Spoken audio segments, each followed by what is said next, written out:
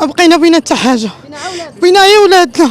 تنطلبوا من السلطات يشوفوا من حالنا، راه حنا تكوينا في الكبده ديالنا، راه ماشي واحد 51 واحد، راه بزاف. تنطلبوا الله تكوينا في وليداتنا، تكوينا في وليداتنا، تكوينا في وليداتنا.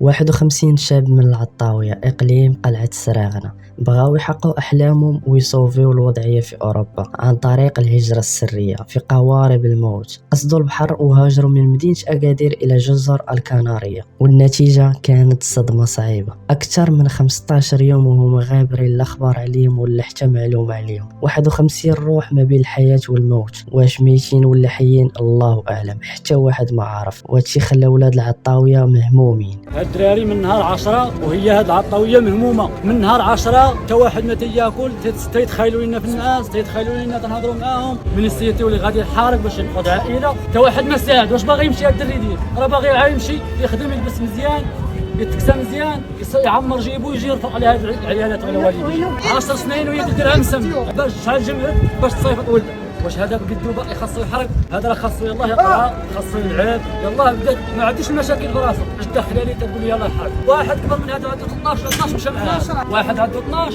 واحد دري عنده 16 تقريبا 17. المشكل الهجرة السرية هذا المشكل كنعيشوه من زمان، وهادشي راجع للظروف الصعيبة اللي كيعيشوها الشباب باغيين يعاونوا راسهم وعائلتهم، واكثريا من اللي كيشوفوا ولا كيسمعوا شي واحد من عائلتهم اولا من صحابهم مشى لاوروبا وصوف عائلته. ولكن راه كاين اللي مشى حارق وصدق، حارق الكبده ديال والديه، ما عارفينه ميت ولا حي. لا ولادنا راه مشاو، راه حرقوا مساكن، تحرقات الكبده ديالنا، ما عرفنا لا ميتين ولا حيين. تخيل معايا كيفاش غادي يكونوا هاد الوالدين، غادي يعانيو اكثر من هاد الظروف الصعيبه. صراحه حتى شي واحد ما غادي يبغيها. كنطلب منكم تبارطاجيو هاد الفيديو قد ما قدرتوا باش يوصل لكل شيء، وان شاء الله نسمعوا عليهم شي اخبار.